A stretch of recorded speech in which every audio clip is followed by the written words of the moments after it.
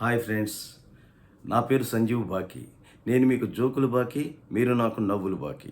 మరి తీర్చేసుకుందామా? ఓకే. మరి వాళ్ళ భార్యాభర్తలు జోక్స్ చెప్పుకుందాం. అవి ఎలా ఉంటాయంటే, ఒకసారి భర్త అంటున్నాడు భార్యతో, ఏంటే ఈరోజు మీ అమ్మ వంట చేసిందా? "హా, అవునండి, అంత ఖచ్చితంగా ఎలా చెప్పారు?" ఏముందిలే, రోజు నల్లింటికి వస్తుండేది, వాళ్ళ తెల్లింటికి వచ్చింది అన్నంలో. అట్లాగే ఒకసారి సూర్యకాంతం లాంటి భార్య కొంచెం అనారోగ్యం చేసి భర్తతో అంటుంది, ఏమండి, నేను చచ్చిపోతే కనీసం ఒక్కసారనే ఏడుస్తారా? ఎందుకే ఆ అనుమానం, ఇప్పుడు మాత్రం నవ్వుతున్నానంటే కాంతం అన్నంట పాప అమాయకంగా. అలా అంటుంది. ఓకే, అసలు మీకు నా మీద ప్రేమ అనేదే లేదు. ఏమిటే, ఎందుకు అలా అంటున్నావు?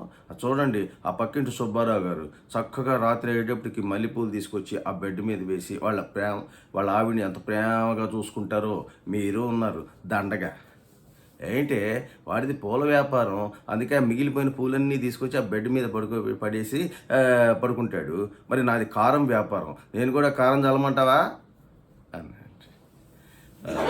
అలాగే ఒకసారి అర్ధరాత్రి రమణారెడ్డి లాంటి భర్త, సూర్యకాంతం లాంటి భార్య అర్ధరాత్రి లెగిసి, ఒసే కాంతం, మనిషి ఒక్కసారి చచ్చిపోతే మంచిదా, లేకపోతే కొంచెం బాధపడుతూ చచ్చిపోతే మంచిదా? ఆ ఒక్కసారి చచ్చిపోతే పేడ వదిలిపోతుంది.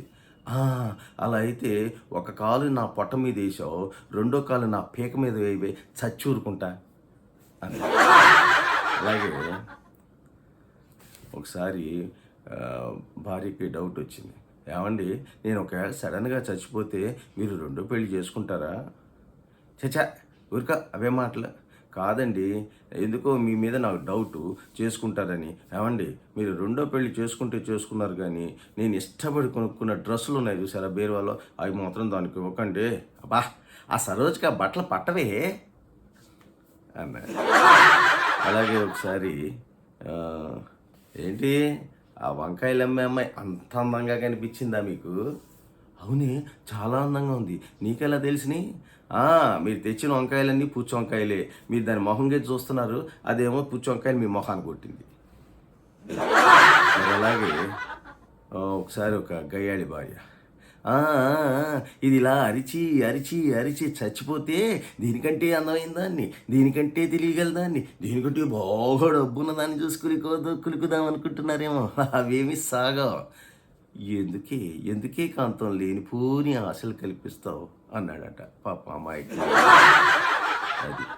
అలాగే ఒకసారి భార్యని టీచ్ చేద్దామని, సేవ్ రాత్రి నేను ఆ పక్కింటి ఆవిడ కలిసి సెకండ్ షో సినిమాకి వెళ్ళినట్టు కళొచ్చింది. అలాగా, ఏమండో ఆ కల్లో వాళ్ళ ఆయన మాత్రం మీతో రాలేదు కదా? అవునే, నీకెలా తెలుసు? అంటే వాళ్ళ ఆయన నేను సెకండ్ షో సినిమాకి వెళ్ళినట్టు నాకు వచ్చింది కళ. అంతే, మనోడు ఇట్లాంటి కళ్ళన్నీ ఎప్పుడు చెప్పాల. ఇక అలాగే ఇప్పుడు ఒకసారి ఒక హస్బెండ్, అందరూ బాగుండాలి, అందులో మా ఆవిడ ఉండాలి, అందరూ బాగుండాలి, అందులో మా ఆవిడ ఉండాలి అని వాళ్ళ ఆవిడకి వినపడేటట్టుగా అంటున్నాడంట.